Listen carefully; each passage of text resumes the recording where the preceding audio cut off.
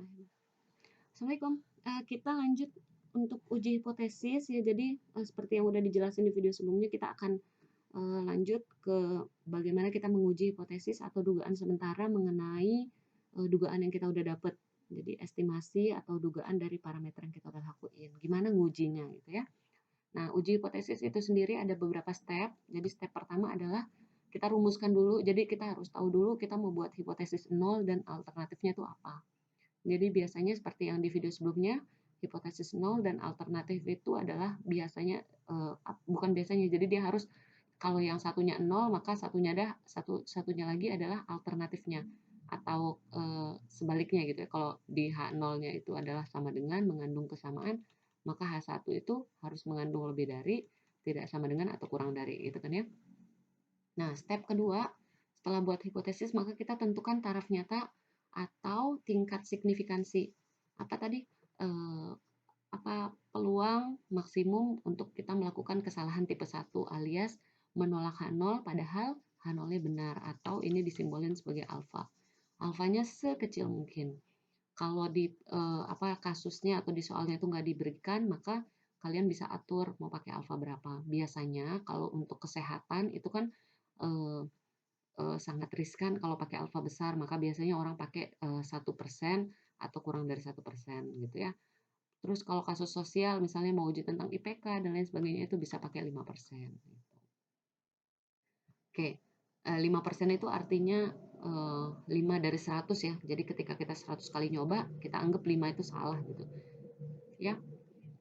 Nah, kemudian kita melakukan menentukan statistik uji. Jadi menentukan statistik uji ini masih ingat statistik ini adalah karakteristik sampel. Jadi bisa pakai statistik ujinya kita mau uji pakai apa gitu ya. Yang diperoleh dengan memanfaatkan data sampel. Misalnya nanti di dalam rumus statistik ujinya ada rata-rata, ada variansi dari sampel gitu ya. Yang keempat adalah kita membandingkan hasilnya statistik uji dengan nilai tabel. Jadi nilai tabel ini nanti kita akan punya pegangan nilai tabel yang merupakan hasil nilai teoritis dari masing-masing distribusi. Nah, nanti kita lihat di contoh aja ya. Kemudian baru kita lihat kriteria kita apakah kita tolak H0-nya ataukah kita gagal tolak atau terima H0-nya. Baru kita ambil kesimpulan tentang populasi kita gitu ya. Nah, kemudian di dalam uji hipotesis ini, jadi yang akan kita bahas di mata kuliah ini nanti akan ada 3 uji hipotesis yang akan kita pelajarin. Yang pertama kita mau uji tentang rata-rata, kemudian proporsi, yang ketiga adalah varian. Nah, untuk rata-rata itu kita akan belajar ketika kita mau uji rata-ratanya cuma 1 atau rata-ratanya ada 2. Ingat, kalau rata-rata sama proporsi itu kan pakai selisih, varian pakai rasio gitu ya. Nah, jadi ada 1 rata-rata, ada yang 2 rata-rata diselisihkan. Nanti ada yang 1 proporsi sama ada selisih 2 proporsi. Kemudian yang varian, ada yang 1 varian dan ada rasio 2 varian. Seperti di video sebelumnya tadi ya. Nah, nanti kasusnya kalau rata-rata itu nanti kan bisa kita pecah lagi jadi 2 ketika sigmanya. Sigma itu apa? Standar deviasi dari populasi kan ya. Ini merupakan parameter yang diduga dengan S. Masih ingat? Ya. Ketika dia diketahui dan ketika dia tidak diketahui. Kalau beda rata-rata nanti kepecah 2. Kalau 2 rata kan ada 2 populasi nih ya. Nah, apakah 2 populasi itu saling independen atau tidak berhubungan satu sama lain, ataukah dia merupakan data berpasangan. Nanti independen tuh ada 2 keadaan, ketika sigmanya ditahu dan ketika tidak diketahui. Nggak diketahuinya apakah dia samakah, apakah dia tidak samakah, antara 2 gitu ya. Nanti ini sebenarnya konsepnya sama semua mereka semua ini, jadi yang di belakang-belakang itu kalau udah ngerti satu pasti yang belakang akan ngikutin. Ya, jadi kita akan coba bahas di video ini adalah yang pertama dulu. Nanti kita akan bahas singkat-singkat aja di bagian selanjutnya karena konsepnya sama sebenarnya. Ya. Nah, sekarang kita lihat uji hipotesis 1 rata-rata populasi. Jadi yang pertama ini 1 rata-rata populasi. Nah, jadi uji 1 rata-rata ini adalah karena cuma ada 1 populasi, jadi kita mau menguji dia dengan suatu nilai pembanding tertentu. Kan kalau sendiri nggak ada pembandingnya, jadi kita yang munculkan pembanding tertentu. Nanti di sini disimbolkan kan rata-rata populasi itu mu ya. Maka pembanding tertentunya itu disimbolkan mu 0. Atau misalnya di pertanyaannya nanti tentukan apakah benar IPK dari mahasiswa UNRAM itu rata-rata 3,5 gitu. Jadi kita punya mu-nya itu kita buat dia sama dengan 3,5, yaitu ini mu 0-nya, pembandingnya gitu. Ini H0.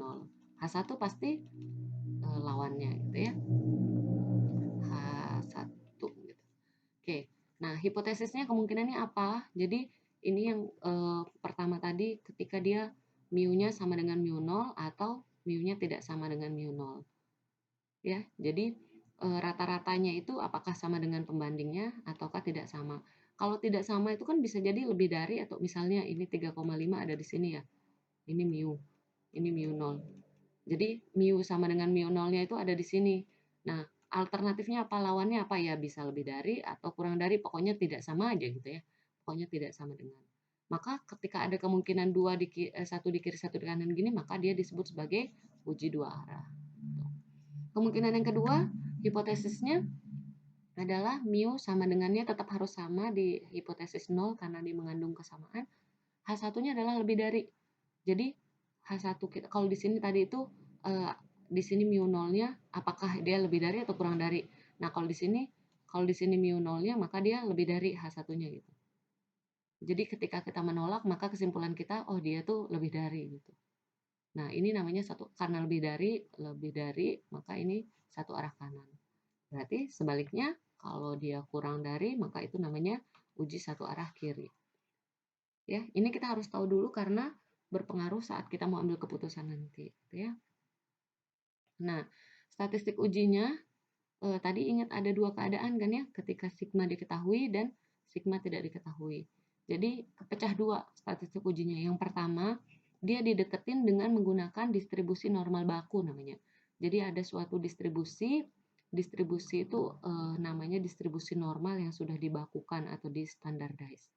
Ya, kita akan pakai ini. Jadi ini yang kita mau pakai nanti, ini statistik uji. Ya, kita akan pakai rumus yang pertama itu ketika sampel besar. Sampel besar itu kapan? Ketika n-nya lebih dari sama dengan 30 jumlah sampel yang kita ambil dan sigmanya atau standar deviasi populasi ini diketahui. Nanti ada pertanyaan, bukan apa sigma, katanya parameter populasi itu biasanya tidak diketahui ya, itu biasanya. Tapi ada suatu kasus di mana kita punya informasi terdahulu tentang data itu, jadi bisa dianggap diketahui gitu. Ketika dia diketahui gini, maka kita akan pakai rumus statistik ujinya itu gampang, tinggal masukin disimbolin dengan Z hitung karena distribusi normal baku itu simbolnya Z. Maka Z hitung yang kita hitung itu adalah X bar. X bar bisa kan ya carinya? Udah pernah tahu X bar? Mu 0 ini adalah yang di soal. Kalau tadi 3,5 maka masukin 3,5. Sigma ini adalah standar deviasi populasi ini yang diketahui tadi. Biasanya ada di soal. Kemudian akar N ini adalah jumlah data yang tadi kalau lebih dari 30. Oke. Nah, nanti kan tadi ada langkah selanjutnya setelah kita menentukan statistik uji, maka kita akan bandingkan dengan dia dengan nilai tabel, ya. Jadi nilai tabelnya itu adalah disimbolkan dengan, kalau tadi ini Z hitung, hasil hitung, maka ini Z tabel yang kita lihat di tabel.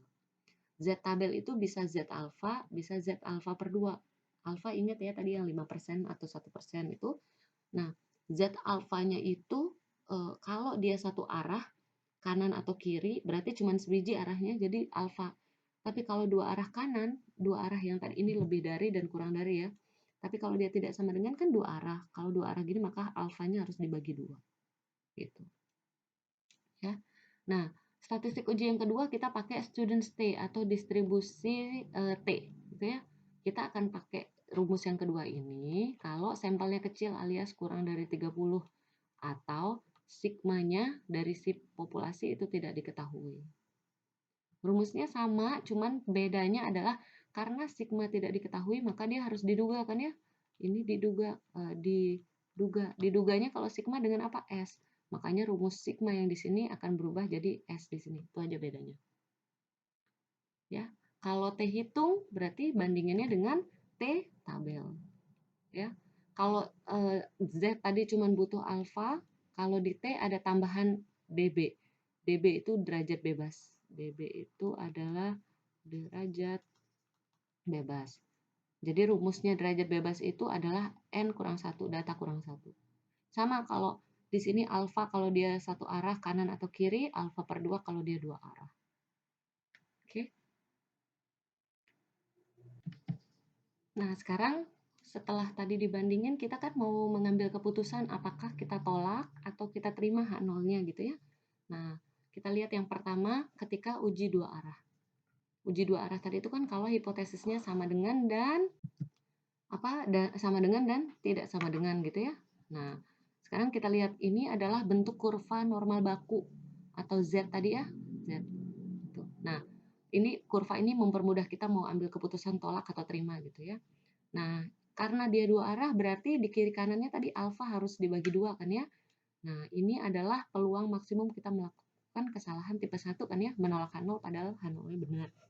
Nah, sekarang di sini kita lihat ini kan alfa per 2. Kalau alfa per 2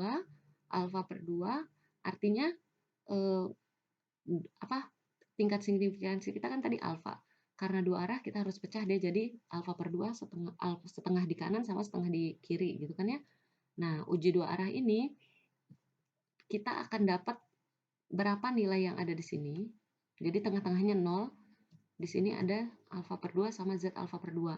Dari mana kita dapat berapa sih nilainya? Ini kan garis bilangan ya. Kalau di sini 0, kiri kanan ini simetris. Kita cukup ngitung satu aja. Kalau misalnya di sini dapat 1,96, maka di kirinya nggak perlu cari lagi di tabel. Karena ini pasti otomatis minusnya. Minus 1,96 gitu. Oke. Nah, dari mana dapat 1,96 ini? Ada di tabel. Nanti kita belajar cara lihat tabelnya. Ya. Jadi nilai yang berapa sih nilainya yang di sini dan berapa nilainya di sini di batasnya alfa ini itu namanya Z tabel gitu ya. Nah, sekarang kapan kita akan tolak dan kapan kita akan terima H0-nya?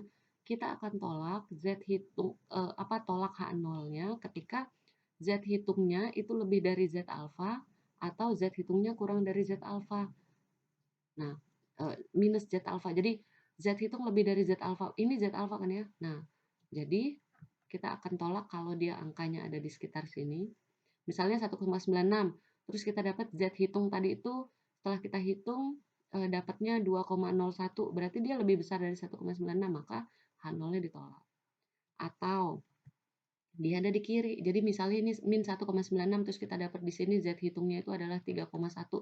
Ini kan minus 3,1 ini ada di kirinya min 1,96 maka ini ditolak. Sisanya kalau angkanya ada di tengah-tengah maka itu diterima H0-nya gitu. Ya. Intinya di mana tempat arsirannya alfa, daerah alfa itu adalah daerah tolak. Oke, jadi kalau angkanya ada di kiri atau di kanan maka tolak. Berarti kalau dia satu arah kanan berarti alfanya cuma di kanan, nggak perlu dibagi dua. Cuma alfa, dia akan tolak, udah bisa ditebak, akan dia ditolak ketika dia sebelah kanan. Jadi di mana ada arsirannya si alfa itu adalah daerah penolakan. Jadi kalau tadi dapat 1,96 terus kita dapat 3,01 lebih gede berarti tolak H0. Kalau selain itu maka dia terima. Kalau kanan. Kalau hipotesis kita uji satu arah kiri berarti alfanya ada di kiri nggak perlu bagi dua, tolaknya di mana? Tolaknya ada di arsiran kiri. Sisanya kalau dia angkanya ada di lebih besar di sebelah kanan maka H0-nya diterima. Ya, ini kelihatan ribet di awal aja tapi nanti kalau udah di latihan soal gampang. Kalau udah kebiasa, makanya harus sering latihan ya. Nah, ini. Nah, bagaimana dengan T? Kalau tadi kan untuk Z, kalau untuk T sama persis sama. Karena kurvanya distribusi normal itu sama kayak kurvanya T simetris. Tengah-tengahnya kiri dan kanannya itu sama T dan Z itu. Sekarang bagaimana kita membaca tabel distribusi normal? Jadi ini adalah tabel dan ini nggak perlu dihafalin karena tabel ini bisa dicari di Excel, bisa cari di Google atau bisa di satu gen tuh bisa dibaca. Jadi bukan sesuatu yang harus dihafal. Yang perlu ditahu adalah gimana kita cara ngebacanya gitu. Ya. Nah, sekarang Misalnya, kita punya jadi tabel itu kalau kalian cari di Google tuh ada banyak banget tabel, ya. Nanti, khusus cara baca tabel Z ini kita akan, bikinin video sendiri, ya. Jadi ada beberapa jenis tabel, nanti kita belajar di video khusus. Nah, ini ada contoh, mmm, jadi, apa namanya, eee videonya di-stop dulu, nonton dulu ke video cara baca tabel. Habis itu baru kita lihat contohnya.